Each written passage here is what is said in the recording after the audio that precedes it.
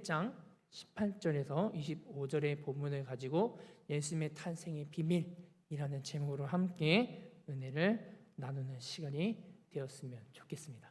사람에게는 누구나 다 이름이 있습니다. 그 이름에 걸맞는 그러한 뜻이 있죠. 이제 제가 부모님께 어느 날 문득 내 이름이 어떠한 의미를 담고 있느냐라고 물어보았습니다. 그랬더니 아버지와 어머니가 말씀해 주시기에 다할민 별 규자를 쓴다 라는 말씀을 하시더라고요. 그래서 해석을 해봤더니 뛰어나게 잘한다, 모든 일을 잘한다, 이런 의미를 가지고 있다는 생각을 했습니다. 이렇게 모든 이름에는 다 그 뜻이 담겨져 있다라는 것입니다. 오늘 우리가 나눌 이 예수님의 탄생은 온 인류 역사에서 가장 큰 일 중에 하나입니다. 예수님의 탄생의 비밀을 세 가지 있는데 그 세 가지 비밀을 함께 알아보는 시간을 가져보았으면 좋겠습니다. 첫 번째는 예수님의 탄생은 오래전부터 시작된 약속의 성취다라는 것입니다. 1700년 전 예언된 약속의 메시아의 탄생이 있었습니다. 마태복음 1장을 보면 계속해서 반복하는 것이 있는데 이는 선지자를 통하여서 하신 말씀을 이루려 하심이라라는 말이 반복하여서 나오고 있습니다. 특히 우리가 지금 이사야 7장 14절의 말씀을 한번 읽어보았으면 좋겠습니다. 혹시 우리 함께 읽어보도록 하겠습니다. 시작. 그러므로 주께서 친히 징조를 너희에게 주실 것이라. 보라, 처녀가 잉태하여 아들을 낳을 것이요 그의 이름을 임마누엘이라 하리라. 아멘. 예수님의 탄생은 우연, 기적, 놀라움 이전에 아브라함에서부터 시작된 약속의 성취였습니다. 하나님이 아브라함에게 너를 통해 그 민족을 이루고 온 민족을 구원할 메시아, 이가 너의 자손을 통하여서 이 땅 가운데 올 것이라는 약속을 주셨습니다. 그리고 마침내 그 약속은 동정녀였던 마리아를 통하여서 성취되어진 것입니다. 하나님은 기다림 속에서 역사하셨습니다. 그 당시 이스라엘 백성들은 오실 메시아가 언제나 올까 애타게 침묵의 기다림의 시간을 가지고 있었습니다. 그리고 정확한 하나님의 타이밍에 예수님은 이 땅에 오셨습니다. 우리에게도 당차에 오지 않는 기다림의 시간이 있습니다. 바로 예수님의 재림의 시간을 우리가 이야기할 수 있을 것 같습니다. 그 기다림은 바로 예수님의 재림에 대한 것인데 명확한 것은 예수님이 이 땅에 재림하시는 것은 명확한 사실이다라는 것입니다. 예수님의 이 땅에 오시겠다는 그 약속은 반드시 지켜질 것입니다. 완벽한 하나님의 타이밍에 명백히 지켜낼 것입니다. 혹시 제가 그림을 하나 준비했는데 감사합니다. 예수님의 재림의 타이밍을 가지고 정말로 많은 이야기들이 있었는데요. 특히나 제가 태어났던 1992년도에도 다미성교회라고 다들 들어보셨죠? 10월 28일 날 휴거가 일어난다라는 이제 제가 좀 애청하는 꼬리 꼬꼬무라는 이제 TV 프로그램이 있는데 꼬리에 꼬리를 무는 이야기 그런 프로그램에서 이제 이 휴거에 대해서 이야기하면서 다미성교회를 다뤘는데 이 다미성교회를 주장했던 수많은 그러한 종말론들이 여기서 나오기도 했습니다. 감사합니다. 이렇게 예수님의 재림의 타이밍을 가지고 종말론을 이야기하는 많은 그런 설들도 있었습니다. 제 친구들을 만났을 때 이런 이야기를 종종 하고는 합니다. 이제 정말로 예수님의 재림의 타이밍이 가까이 오고 있는 것 같다. 세상은 더욱더 악으로 물들어가고 있고 그렇기 때문에 너무나 겁이 난다. 우리 다음 세대 친구들이 살아갈 때 얼마나 더 악해질지, 얼마나 더 악으로 물들지 정말로 겁이 난다라고 이야기하면서 정말로 마지막 때가 가까이 오고 있구나라는 이야기를 많이 나누고는 합니다. 우리는 지금도 예수님의 재림을 기다리고 있고 많은 관심을 가지고 있는 게 사실이죠. 그런데 이 예수님이 언제 재림하실지는 아무도 모르는 것입니다. 완전한 하나님의 타이밍에 예수님은 재림하실 것이기 때문입니다. 두 번째 예수님의 탄생의 비밀은 바로 성령의 역사하심 가운데 일어났다라는 것입니다. 마리아에게서 놀라운 일이 일어났습니다. 우리 마태복음 1장 18절의 본문을 함께 읽어보도록 하겠습니다. 예수 그리스도의 나심은 이러하니라. 그의 어머니 마리아가 요셉과 약혼하고 동거하기 전에 성령으로 잉태된 것이 나타났더니. 아멘. 여기서 우리가 봐야 할 것은 성령으로 잉태되었다라는 말입니다. 예수님의 탄생 우리들의 상식 밖에서 시작되어졌습니다. 왜냐하면 처녀가 아이를 잉태하였다라는 일 때문이었습니다. 그렇기 때문에 예수님의 탄생의 비밀은 바로 성령의 역사에서 시작되었다고 이야기할 수 있을 것 같습니다. 사람의 능력이나 형통이 아니라 오직 하나님의 직접적인 개입으로 인하여서 이루어졌다라는 것입니다. 마리아는 그 당시 아직 남자를 경험하지 못하였던 처녀였습니다. 동정녀였습니다. 아직 결혼하지 못한 동정녀가 아이를 임신했다라는 것은 그 당시에 어떤 의미냐? 돌을 맞아서 죽을 수도 있는 엄청난 일이었습니다. 왜냐하면 이 동정녀가 아이를 가졌다라는 것은 이미 다른 남자를 만났거나 혹은 약혼한 남자와 관계를 가졌기 때문에 그 동정녀가 아니기 때문에 돌을 맞아서 죽을 수 있는 그 동정이 더럽혀졌다는 의미에서 죽을 맞이할 수 있는 그런 엄청난 일이었습니다. 그러한 시대적 상황 가운데서 예수님은 동정녀인 마리아의 몸을 통하여서 이 땅 가운데 내려오셨다라는 것입니다. 성령의 역사하심과 요셉의 순종이 있었습니다. 마리아와 결혼을 약속했던 요셉은 마리아가 임신한 것을 알고 조용히 마리아와 멀어지려고 하였습니다. 그렇다면 마리아는 어떻게 처녀의 몸으로 예수님을 임신할 수 있었느냐? 바로 단 한 가지 성령의 역사하심이 있었기 때문에 가능했다라는 것을 우리는 너무나 잘 알고 있습니다. 그리고 마리아의 약혼자인 요셉을 보면 예수님을 임신한 마리아를 조용히 떠나려고 하였다라는 것입니다. 만약 요셉이 많은 사람들 앞에서 마리아가 임신하였다라는 것을 밝혔다면 마리아는 어떻게 됐을까요? 아마 돌을 맞아서 죽을 수도 있는 상황이었습니다. 그 가운데서 요셉은 마리아의 임신을 밝히지 않고 조용히 마리아를 멀리하고자 하였다라는 것입니다. 그러한 요셉의 모습을 보고 하나님께서 요셉에게 사자를 보내셨습니다. 그리고 요셉에게 마리아가 임신한 비밀을 알려주고 있습니다. 성령으로 인하여서 잉태된 것임을 사자를 통하여서 말씀하셨다라는 것입니다. 하나님이 보낸 사자의 말을 들은 요셉은 하나님의 말씀에 순종하여서 마리아를 소중하게 대하기 시작했습니다. 반면 예수님의 탄생을 알게 되었을 때 예수님을 죽이고자 했던 사람도 있었습니다. 이게 누구냐? 그 당시 그 유다 땅을 다스리고 있던 헤롯 왕이었습니다. 이미 자신이 유다 땅을 다스리던 왕이었는데 옛날부터 내려왔던 그 어느 전설의 소식, 어느 메시아가 이스라엘 땅 가운데 나타날 것이다. 이런 소식이 안 그래도 귀에 거슬려 있었는데 어느 날 저 멀리 동방에서부터 박사들이 찾아서 헤롯 왕에게 이렇게 이야기하는 겁니다.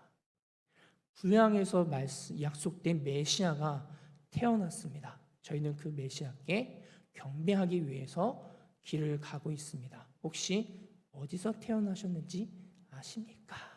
라고 하면서 헤롯 왕에게 나왔다는 것입니다. 그 소식을 듣고 헤롯 왕은 동방 박사들 앞에서는 누군지 잘 모르겠으나 알게 되면 나에게도 알려다오. 나도 그 왕에게 가서 경배하겠다라는 말을 하면서 뒤로는 그 메시아이신 예수님을 죽이려고 준비하고 있었다는 겁니다. 왜냐? 그 당시 이 유대 땅은 누가 다스리고 있었습니까? 왕인 자신이 다스리고 있는 땅이었습니다. 한 땅 아래 두 왕은 없겠죠. 자신의 권위에 도전하는 것이라 생각을 하고 이 헤롯 왕은 예수님을 죽이려고 생각하였다는 것입니다. 이렇게 예수님의 탄생을 두고 많은 일들이 있었습니다. 이런 예수님의 탄생 가운데 성령의 역사함이 없었다면 아마도 예수님이 이 땅 가운데 오시지 못하실 수도 있지 않았을까라는 생각을 하게 되었습니다. 우리의 삶 가운데 반복되는 문제 속에서 답이 보이지 않을 때 성령님이 역사하시면 무너진 곳에서 성령님은 역사하신다는 것을 우리가 기억했으면 좋겠습니다. 예수님의 탄생은 처음부터 끝까지 다 하나님의 일하심, 계획하심 가운데서 시작되었습니다. 하나님의 일하심에는 때로는 우리가 생각하지도 못하는 방식으로 일하신다는 것을 기억했으면 좋겠습니다. 믿음은 이해한 후에 생기는 것이 아닙니다. 이해되지 않아도 신뢰하는 것이 진정한 믿음입니다. 세 번째는 예수님의 탄생은 임마누엘이다라는 것입니다. 여러분들 임마누엘의 뜻이 무엇인지 알고 계신가요? 하나님이 우리와 함께 계시다라는 뜻을 가지고 있습니다. 우리 마태복음 1장 23절의 본문을 함께 읽어보도록 하겠습니다. 보라, 처녀가 잉태하여 아들을 낳을 것이요 그의 이름을 임마누엘이라 하리라 하셨으니 이를 번역한즉 하나님이 우리와 함께 계시다 함이라. 아멘. 네. 본문에서도 이야기해주고 있지만 하나님이 우리와 함께 계시다라는 뜻을 가지고 있습니다. 예수님의 탄생의 가장 큰 비밀은 바로 이것입니다. 임마누엘이다. 하나님이 우리와 함께 하신다라는 것입니다. 사람과 가까워지신 하나님을 우리는 만날 수 있었습니다. 죄 가운데 있었던 사람들과 거룩한 하나님 사이에 예수님은 중보자로서 오셨습니다. 예수님의 하나님과 우리 사이에 연결이 되어진 유일한 길이 되어주셨습니다. 임마누엘이라는 이름의 뜻은 무엇이냐 하면 우리가 방금 이야기했듯이 하나님이 우리와 함께 계시다라는 것입니다. 또 다른 의미는 하나님이 우리의 형편을 아신다라는 것을 의미하기도 합니다. 구약시대의 하나님의 모습은 때로는 가깝게 때로는 멀게 느껴졌다라는 것입니다. 그런데 신약의 예수님의 오심으로 인하여서 하나님과 우리의 관계는 더욱더 특별하여지게 되었습니다. 두 번째는 가장 낮은 곳으로 오신 예수님이었습니다. 누가복음 2장에 보면 예수님이 궁궐이 아니라 말구유를 통해서 이 땅으로 오셨습니다.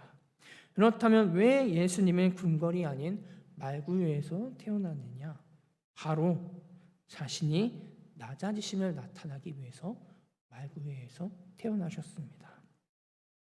그렇다면 예수님이 이 땅에 오셨어야만 했던 이유는 죄인들을 만나기 위해서, 그리고 낮은 사람들을 만나기 위해서, 그리고 누구도 배제하지 않고 품어주기 위해서 이 땅으로 오셨다라는 것입니다. 예수님의 탄생은 그 자체가 바로 하나님의 사랑의 메시지였습니다. 만약 예수님이 이 땅에 오시지 않으셨다면 우리는 지금도 제사를 지내면서 우리들의 죄를 하나님께 회개함으로 구원을 얻었어야만 했을 것입니다. 하지만 예수님이 오심으로 예수를 믿는 그 믿음으로 인하여서 우리는 구원을 받을 수 있는 자격이 주어지게 되었습니다. 예수님은 제자들에게 이 땅에 오신 이유를 이렇게 설명하셨습니다. 나는 너희와 함께 하기 위해서 왔다. 절대로 너희를 떠나지 않고 너희와 함께 할 것이다. 이것은 제자들에게만 이야기하는 것이 아니라 우리들에게도 말씀하시는 것입니다. 나는 너희와 함께 하기 위해서 왔다. 나는 절대로 너희를 떠나지 않을 거야. 마지막 네 번째, 예수님의 탄생은 기쁨의 소식이다라는 것입니다. 우리 누가복음 2장 10절에 보면은 천사들은 목자들에게 이렇게 말하고 있습니다. 우리 누가복음 2장 10절의 말씀을 함께 읽어보도록 하겠습니다. 천사가 천사가 이르되 이르되 무서워하지 말라. 보라, 내가 온 백성에게 미칠 큰 기쁨의 좋은 소식을 너희에게 전하노라. 아멘. 네. 예수님이 오실 그날 천사들은 목자들에게 나와 이렇게 이야기하는 것입니다. 예수님이 이 땅 가운데 오시는 것에는 큰 기쁨이 있습니다. 두려움이 기쁨으로 변하고 또 절망이 소망으로 바뀌고 죄의 무게에서 우리가 자유로워지기 때문입니다. 예수님의 탄생의 비밀은 단순히 한 사람의 탄생이 아닙니다.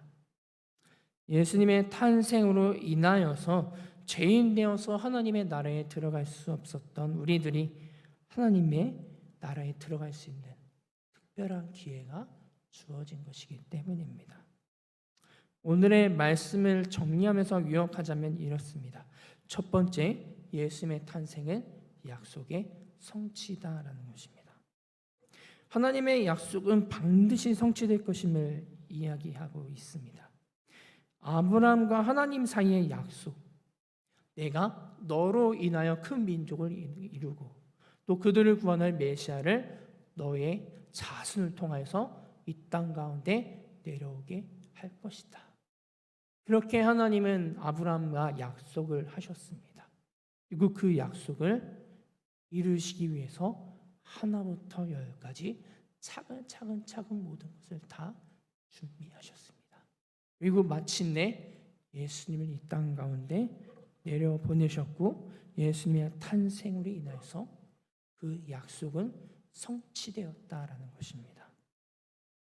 두 번째는 예수님의 탄생은 성령님의 역사하심 가운데서 일어났다라는 것입니다.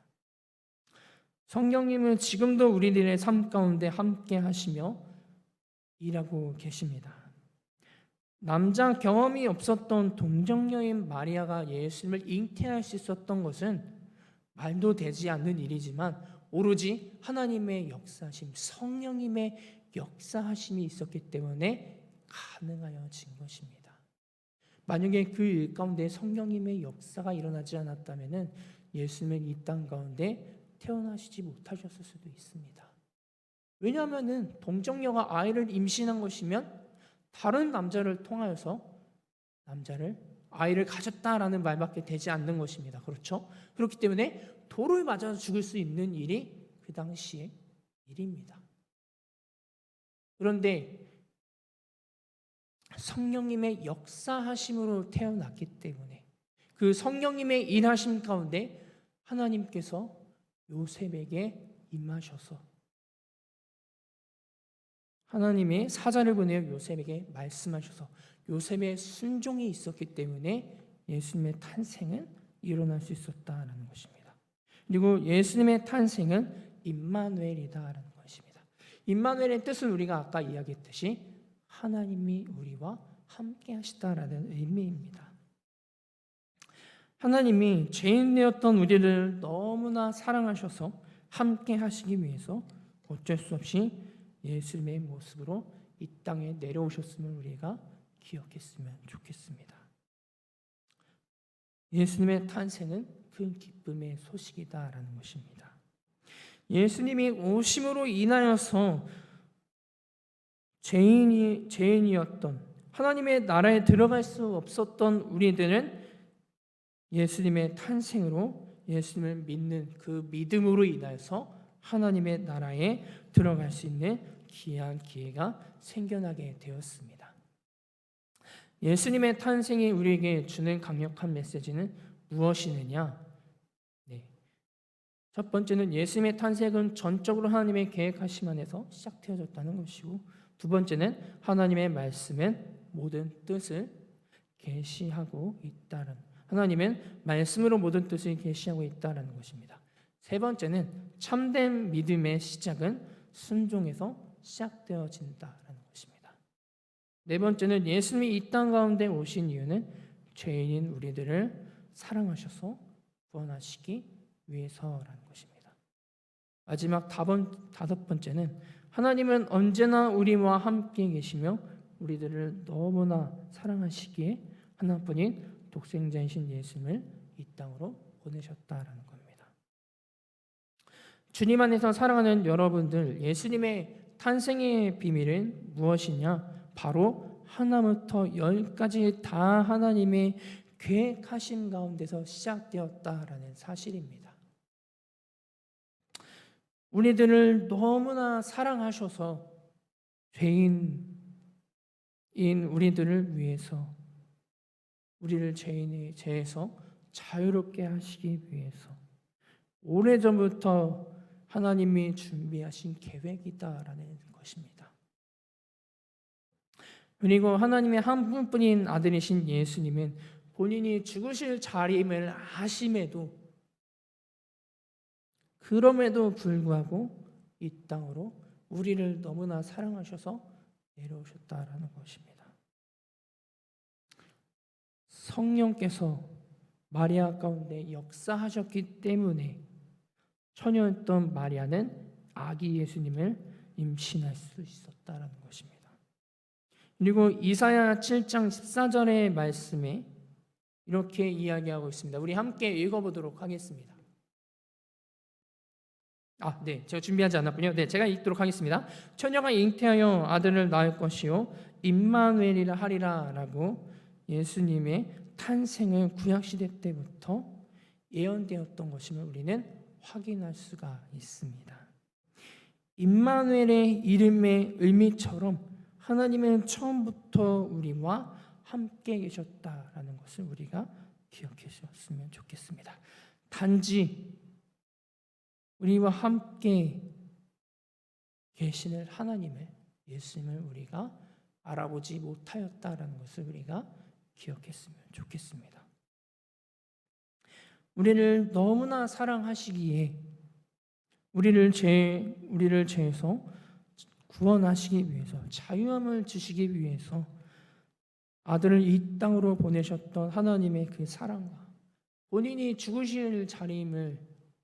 죽으셔야만 하는 자리임을 아셨지만 그럼에도 우리들을 너무나 사랑하셨기에 사랑하는 마음으로 이 땅에 오셨던 예수님의 그 사랑을 항상 기억하고 감사드리는 저와 여러분들이 되었으면 좋겠습니다. 그렇게 예수님의 탄생의 비밀을 항상 기억하고 간직하며 나아가는 저와 여러분들이 되시기를 주님의 이름으로 소망하도록 하겠습니다. 말씀 마치겠습니다. 기도하겠습니다. 사랑이 많으신 하나님 아버지, 오늘 저희가 마태